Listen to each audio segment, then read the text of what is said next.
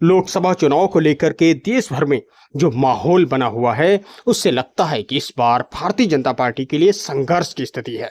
पिछले चुनाव यानी कि 2019 में भारतीय जनता पार्टी ने कई राज्यों में क्लीन स्वीप किया था, पर इस बार ऐसा नहीं है।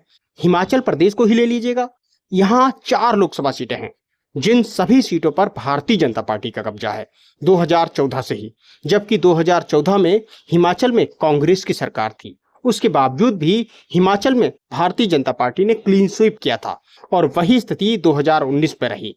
अब हम बात करेंगे सिलसिलेवार लोकसभा सीटों की, किस लोकसभा सीट पर कौन जीत रहा है और कौन हार रहा है। पहले बात करेंगे मंडी लोकसभा। मंडी लोकसभा सीट बहुत हाई प्रोफाइल सीट बनी हुई है।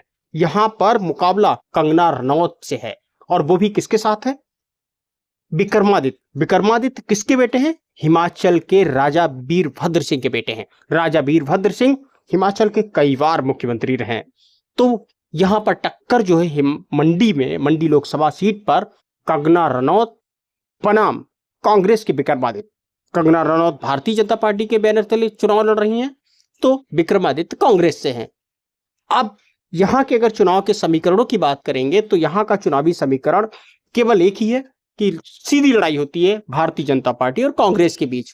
इस बार मुकाबला बहुत टफ है, लेकिन इस टफ मुकाबले में जब हमने मंडी के लोगों से बात की तो मंडी के जो वहां के जो स्थानीय लोग हैं वो कंगना रनौत के मुकाबले विक्रमादित्य पर ज्यादा भरोसा जताते हुए नजर आए। कारण ये था कि जो इनकी इंडिविजुअल इमेज की बात की जाए कंगना रनौत की, तो वो इस इमेज से वहां के जो मंडी के लोग हैं वो खुश नहीं हैं।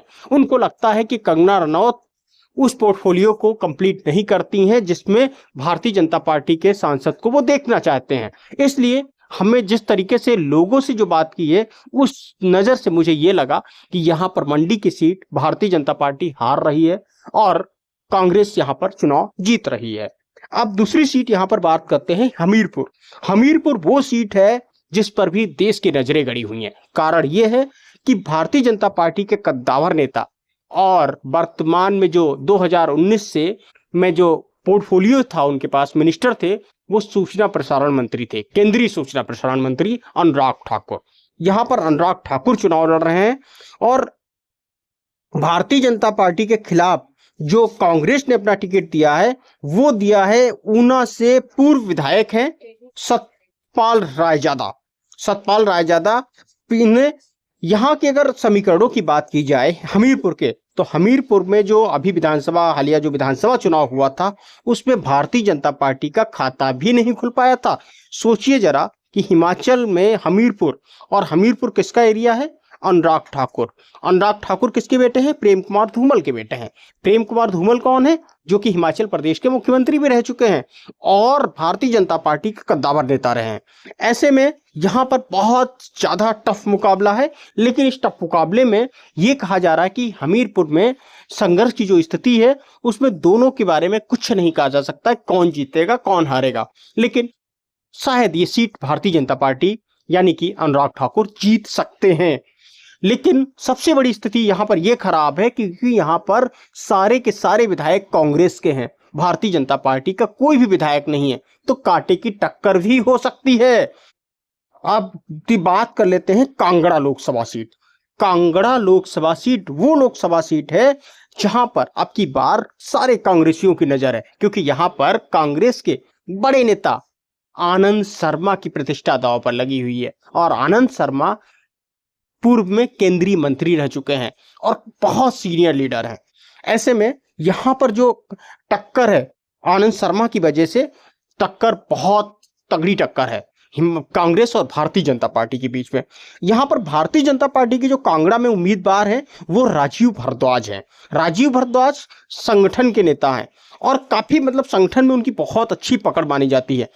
यहां पर भी कांगड़ा में भारतीय जनता पार्टी और कांग्रेस के बीच में जबरदस्त टक्कर है। यहां पर जो लोगों से बातचीत करने से पता लगा कि यहां पर कांगड़ा के अंदर आनंद शर्मा चुनाव जीत सकते हैं, क्योंकि कांगड़ा में भी भारतीय जनता पार्टी के मुकाबले अगर देखा जाए कांग्रेस के विधायकों की संख्या ज्यादा है। तो ऐसे में कांगड़ा, और हाँ सबसे खास बात यहां पर यह है कि कांगड़ा में 8 विधायकों को कैबिनेट रैंक का दर्जा मिला हुआ है। ऐसे में यहां पर जो सुखविंदर सिंह सुक्खू की सरकार है उसकी भी प्रतिष्ठा दांव पर लगी हुई है। तो ये देखने में दिलचस्प होगा चुनाव कि यहाँ पर कौन जीतता है। हालांकि जिस तरीके से लोगों से बातचीत करने से पता चला कि कांगड़ा के अंदर जो आनंद शर्मा है उनकी मजबूत स्थिति है। अब बात कर लेते हैं शिमला लोकसभा सीट की। शिमला लोकसभा सीट पर यहां से जो प्रत्याशी हैं वो भारतीय जनता पार्टी से सुरेश कश्यप हैं। सुरेश कश्यप 2019 में भी यहां से सांसद चुने गए थे और वो अब की बार दूसरी बार यहां से चुनाव लड़ रहे हैं। अब यहां पर जो कांग्रेस ने अपना कैंडिडेट दिया है वो दिया है विनोद सुल्तानपुरी। विनोद सुल्तानपुरी जो है वो कसौली से विधायक भी हैं वर्तमान में। इस संसदीय क्षेत्र में अगर शिमला लोकसभा सीट की बात की जाए तो शिमला लोकसभा सीट में वर्तमान में स्थिति यह है कि 17 में से 13 विधायक हैं वो कांग्रेस के हैं। ऐसे में कांग्रेस की प्रतिष्ठा यहां पर भी दांव में लगी हुई है, क्योंकि यहां पर कांग्रेस के 13 विधायक के 17 में से भारतीय जनता पार्टी के मात्र 4 विधायक हैं। ऐसे में देखना दिलचस्प होगा शिमला की सीट पर कि कौन चुनाव जीत रहा है। हालांकि ये बात कही जा रही है कि विनोद जो सुल्तानपुरी हैं वो अभी यंग है और डायनेमिक है। तो ऐसे में यहाँ पर फाइट बहुत अच्छी फाइट है। यहाँ पर ये नहीं कहा जा सकता कि भारतीय जनता पार्टी चुनाव जीतेगी या यहाँ पर कांग्रेस चुनाव जीतेगी।